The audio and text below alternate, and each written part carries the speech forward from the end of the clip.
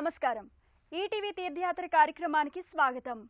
పరమశివుని లీలలు అనంతం, అమేయం, అఖండం. లయకారునిగా, లింగమూర్తిగా ఆవిష్కారమయ్యాడు. ఆద్యాంతాలు లేని జగత్కార శక్తిగా ప్రణతులందుకుంటున్నాడు. స్వామికి ఆకృతి ఒకటే అయినా ఎన్నో పేర్లతో విలసిల్లుతున్నాడు. ఈ నేపథ్యంలో ఆవిష్కారమైన స్వరూపమే మూలస్థానేశ్వర స్వామి. నెల్లూరు నగరంలో భువనేశ్వరీదేవి సమేతంగా సాకారమైన మూలస్థానేశ్వర స్వామి ఆదిదేవునిగా పూజలందుకుంటున్నాడు. ఈ విఖ్యాత శివ సన్నిధాన విశేషాల్ని నేటి తీర్థయాత్రలో తిలకిద్దాం.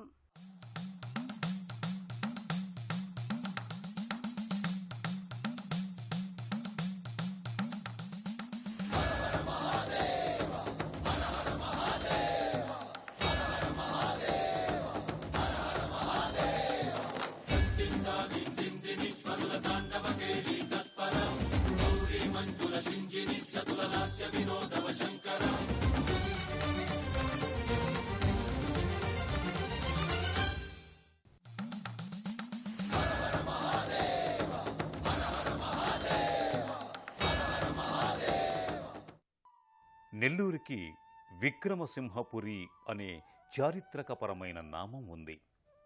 10వ శతాబ్దం తర్వాత శాసనాల్లో, కావ్యాల్లో నెల్లూరు విక్రమసింహపురిగా వర్ణితమైంది. నెల్లి అంటే తమిళంలో ఉసిరి. ఉసిరి చెట్టు కింద శివలింగం వ్యక్తమైంది కాబట్టి దీనిని నెల్లి ఊరు అని పిలిచేవారు. క్రమంగా అది నెల్లూరు అయింది. మూలస్థానేశ్వర స్వామి నెల్లూరులో ఆవిర్భవించాకే నెల్లూరు ఆవిష్కారమైంది. మూలస్థానేశ్వరుడు నెలకొన్న ప్రాంతమైన మూలాపేటలో సువిశాల లోగిలిలో ఆలయం వర్ధిల్లుతోంది. ప్రధాన రహదారి పక్కన వర్ణరంజితమైన ముఖద్వారం భక్తులకు సదా స్వాగతం పలుకుతుంది.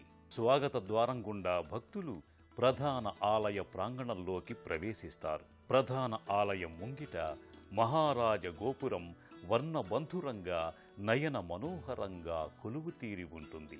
13వ శతాబ్దిలో నెల్లూరు సీమనేలిన మనుమసిద్ధి ప్రభువు మూలస్థానేశ్వర స్వామి ఆలయంలో మహారాజ గోపురం నిర్మించినట్లు చారిత్రక ఆధారాల్ని బట్టి తెలుస్తోంది.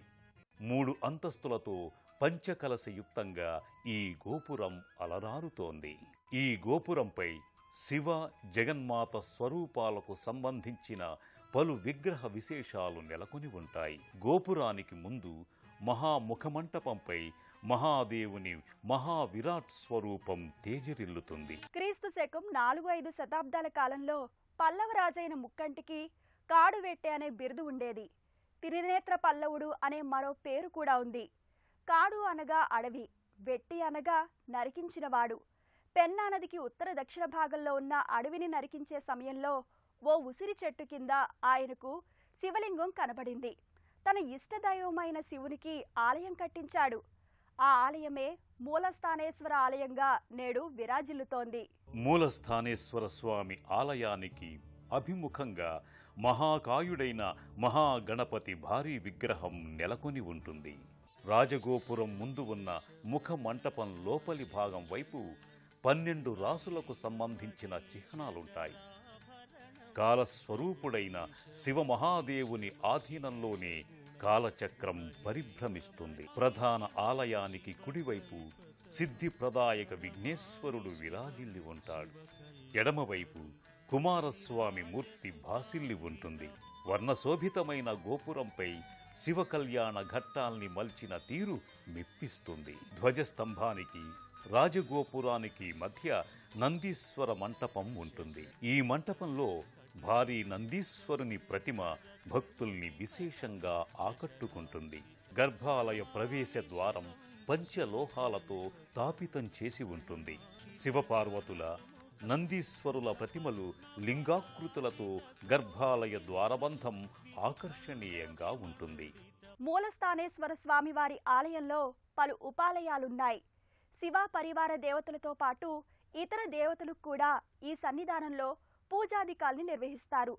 నిత్యోత్సవాలతో మొదలుకుని సంవత్సరోత్సవాల వరకు పలు ఉత్సవాలు ఈ దేవతా సమూహానికి అంగరంగ వైభవంగా కొనసాగుతాయి.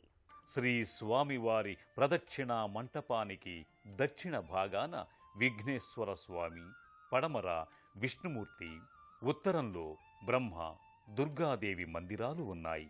ఇక్కడే నవగ్రహ మంటపం కూడా భాసిల్లుతోంది. మూలస్థానేశ్వర స్వామి సన్నిధిలో బాలసుబ్రహ్మణ్య స్వామి సన్నిధానం ప్రశస్తమైనది.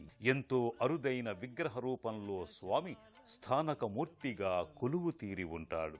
మూలస్థానేశ్వర స్వామి వారికి ఎడమవైపు శ్రీ వల్లీ దేవసేన సుబ్రహ్మణ్యేశ్వర స్వామి ఆలయం కూడా ఉంటుంది. స్వామి తన ఇరు దేవేరులతో ఇక్కడ కొలువు తీరి ఉంటాడు. ఈ స్వామిని భక్తి శ్రద్ధలతో సేవించటం ద్వారా సంతానం లేని దంపతులు సంతాన సౌభాగ్యాన్ని పొందే వీలుంది. ఇదే ఆలయంలో చండీశ్వర స్వామి సన్నిధి ఉంటుంది. ఆసీన భంగిమలో స్వామి వరద, అభయహస్త ముద్రల్ని ధరించి ఉంటాడు.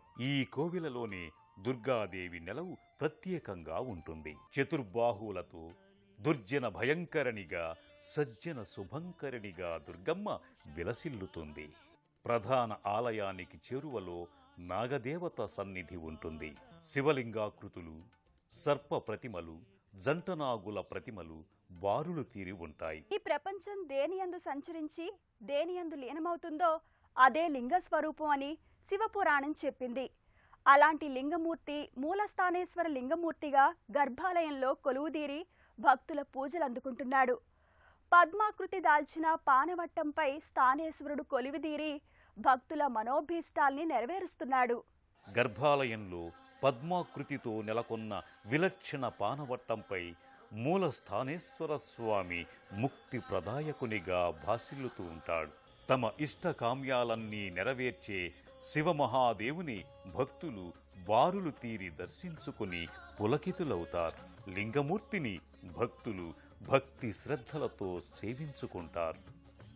ప్రతి నిత్యం అభిషేక వేడుకను నయన మనోహరంగా నిర్వహిస్తారు. శుద్ధోదకం, గోక్షీరాలతో స్వామికి అభిషేకాన్ని జరుపుతారు. అభిషేకానంతరం మూలస్థానేశ్వర స్వామిని సర్వాలంకారాలతో తీర్చిదిద్దుతారు.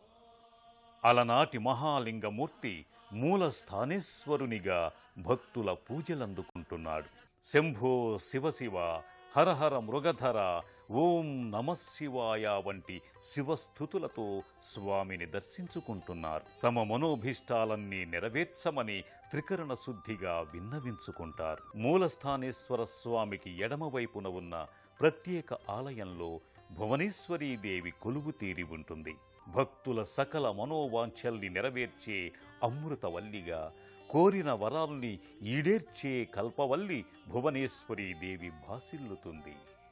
అక్షయంబుగ కాశీలోపల అన్నపూర్ణ భవానివై, సాక్షి గణపతి కన్నతల్లివి, మోక్షమొసగెడు కనకదుర్గవు, మూలకారణ శక్తివి, శిక్షజేతువు, ఘోర భవముల శ్రీగిరి భ్రమరాంబిక అంటూ భక్తులు భువనేశ్వరీ దేవిని పరిపరి విధాలుగా సంస్తుతి చేస్తారు. త్రిభువనాల్ని పాలించే ఆదిశక్తి స్వరూపమే భువనేశ్వరీ దేవి అవతారం. సకలాలంకృతమయంగా, సౌందర్యోపేతంగా భువనేశ్వరీ దేవి భువన సమ్మోహనంగా ఆవిష్కారమై ఉంటుంది. అమ్మవారికి అభిముఖంగా ఆలయంలో ముఖమంటపంలో సింహవాహనం అమరి ఉంటుంది. భువనేశ్వరీ దేవిని సింహనందినిగా, సింహవాహినిగా, సింహాసన స్థితగా వ్యవహరిస్తారు. అమ్మవారి ప్రదక్షిణ మంటపం చుట్టూ నవదుర్గలు కొలువై ఉన్నారు. ప్రతి శుక్రవారం శ్రావణ మాసంలో మాసవ్యాంతం, ఆశ్వేజ మాసంలో శ్రీదేవి శరన్నవరాత్రుల సందర్భంలో అమ్మవారికి విశేష పూజాది కైంకర్యాల్ని కనుల వేడుకగా నిర్వహిస్తారు. ప్రతి శుక్రవారం భువనేశ్వరీ దేవికి నవావరణ పూజల్ని నిర్వహిస్తారు. మహిళలు సామూహికంగా ఈ వేడుకలో పాల్గొంటారు.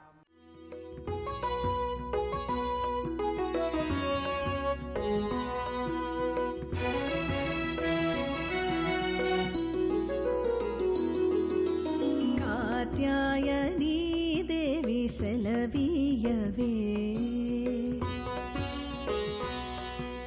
కాత్యాయనీ దేవి సెలవీయవే.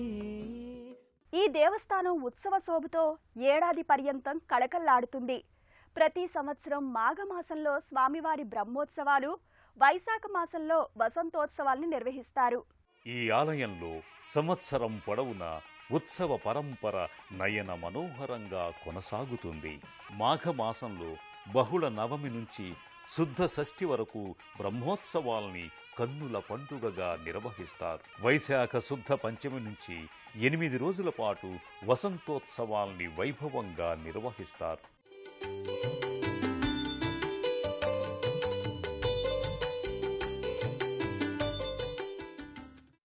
ఆలయంలో శ్రీదేవి శరన్నవరాత్రులు, కార్తీక మాసంలో దీపోత్సవాలు, పుష్యమాసంలో నటరాజ ఉత్సవాలు విశేషంగా కొనసాగుతాయి.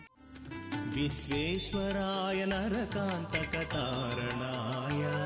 కర్ణామృతాయ శశిశేఖరధారణాయ.